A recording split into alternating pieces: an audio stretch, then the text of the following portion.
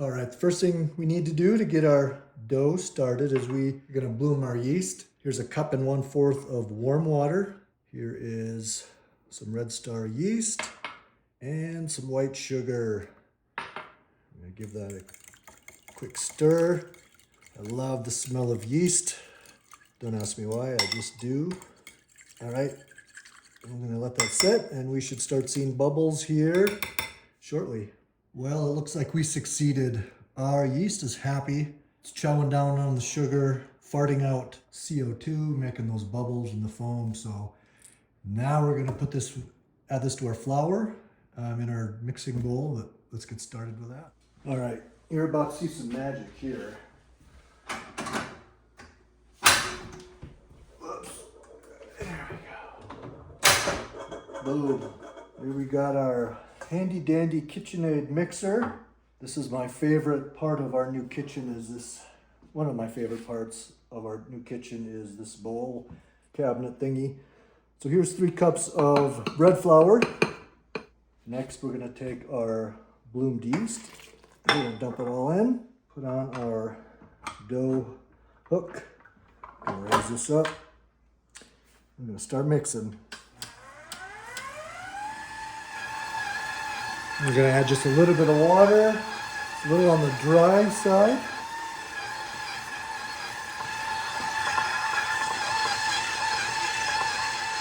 That's the beauty. I think we're done.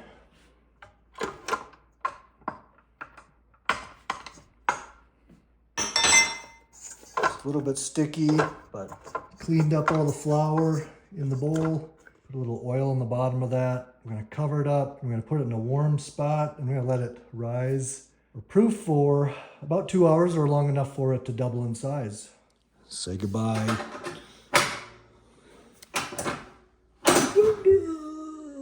Magic. Goodbye, see you later. All right, we're gonna put a little bit of olive oil in our pan. Plop that right in there. There we go. Magic, if I know how to use this. Shoot. Oh, I did it. Okay, we're gonna cover this up. We're gonna put it in a warmish spot. And this boy will grow up to about double its size. See you later. All right, time to check on our dough. Let's see what it looks like. She's gotten big. Looks like she has doubled in size, give or take. It's sitting in a nice warm sun out here, so yep, there we go. That's gonna work.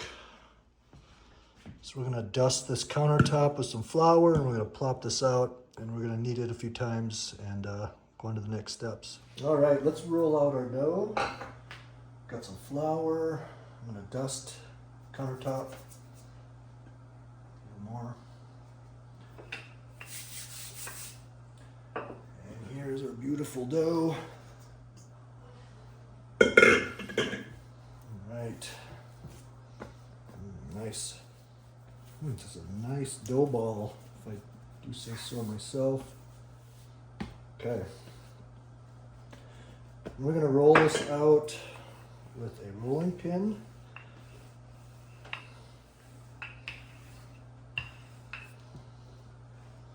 Ooh. The dough is nice and relaxed. Look at that. All right, well, I'm gonna be honest with you. I've never made these before. I've made lots of regular Chicago stuffed pizzas. Rumor has it I invented it.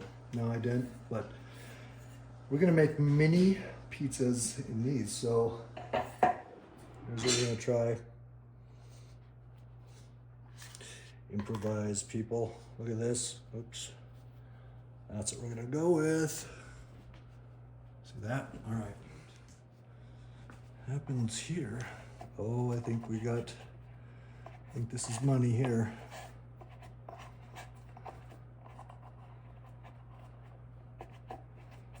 Okay. That is the ticket right there. So before I make 12 of those size, I'm going to some olive oil in these. They shouldn't stick, but I'm just gonna do this. Olive oil.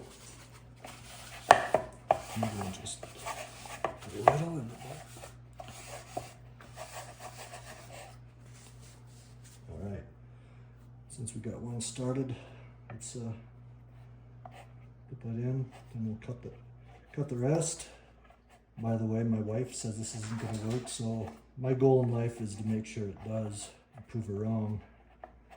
All right, 1 down, 11 to go.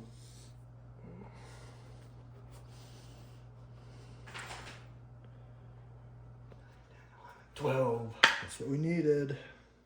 All right, well, we got all 12 of our pizza lower shells or crust put in now. We're gonna stuff some low moisture mozzarella cheese, just like traditional. It goes in the bottom. I would say we got close to a tablespoon, give or take. I'm excited to see how this turns out. I'm hopeful this will be a winner. Got the I got the oven preheated to 350. Normally I cook a real full-size Chicago style pizza hotter than that, but we're gonna go with 350. See what happens then. Okay, there we go. Let's see. Make sure we get plenty of cheese in there. All right, seems like it makes sense to me to put just a dash of Italian seasoning in the bottom of each. Can't go wrong with Italian seasoning, especially in a pizza. All right, next, sausage time. So I don't know if this is cheating, but I bought some meatballs here, mild Italian style. Kroger pork meatballs. 12 of these. Got 12 little miniature pizzas, so we're gonna put a whole meatball in each one. This is exciting. It's a lot of meat. I'm gonna take a little bit off. I took just a little bit off. I'm just gonna take maybe a fifth off. Kind of mash it down a little bit. Make it into that pork disc. Tuck it in there. Nice and cozy. I'm taking a little bit more off. Maybe taking a fourth to a third of the meat out. Kind of delicious. I'm excited. I'm excited to prove my wife wrong. Let's see what happens. Okay, I think this is looking promising. Let's see, what could go wrong here? This pork could grow and expand as it cooks, could push the top off. We'll see what happens. I'm gonna grab a chunk of this out just because I think it's a little over full. Okay, next we're gonna cut some tops. All right, back to our dough sheet. We're gonna go with this. And we're gonna use that for our pizza tops. 11 and, excuse me, sir, straighten myself out. Let's go. 12. Boom. There we go. All right, so now we're gonna take our little tops and we're gonna put them on our pizzas, and just like a full-size Chicago stuffed pizza, we're gonna mash the edges together best we can. This is that really overfull one. This last little guy, try and even these up a little bit. Got our oven preheated to 350. We're gonna put some vent holes in here just because we want some vent holes. All right, well, I started putting pizza sauce on. I forgot to hit record, but here we are. Just adding some good quality pizza sauce onto each of these. Just like full-size stuffed pizzas. All right, there we go. We are almost ready for oven time. So like I said, oven is going at 350. I'm gonna do this for 30 minutes and check them. Not sure how long it's gonna take, but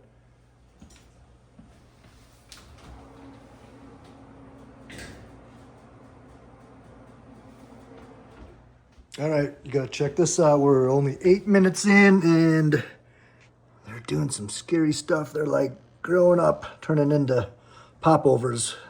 Come on, guys. You guys are deep dish mini pizzas, not popovers, but we'll see what happens. I'm confident this will turn out.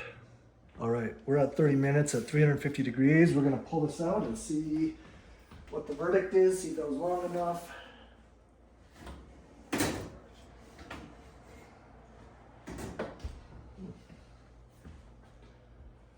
They certainly have grown. They kind of popped up a little bit. They are all loose. Ooh, that's a good sign. They're not sticking in there. So first, I'm gonna pull one out. I'm gonna check the temperature because it was raw pork. And make sure we're at a good temp. So I'm gonna pull one out carefully.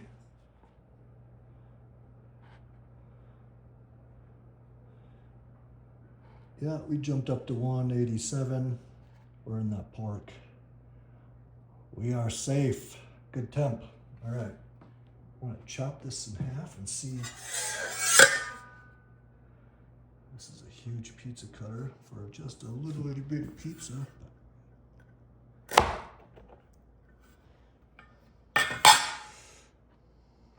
Ooh, look at that. Cheese on the bottom, sausage. I think this worked. We'll get a taste test here in just a little bit. Well, next, to make these legitimate, we gotta top it with some high quality Parmesan cheese. Just gonna sprinkle some on. All right, so this looks amazing. I'm gonna cut this apart and see how this looks on the inside. See the cheese on the bottom, the sausage. Let's give it a try.